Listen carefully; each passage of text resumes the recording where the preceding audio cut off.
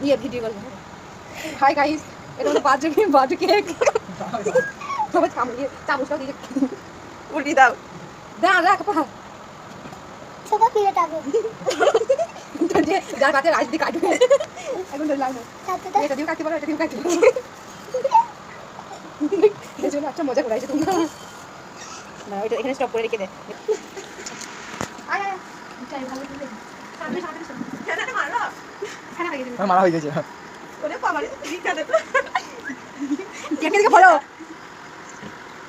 দই দি কাট কেকটা কাট গে বলো হ্যাপি বার্থডে টু ইউ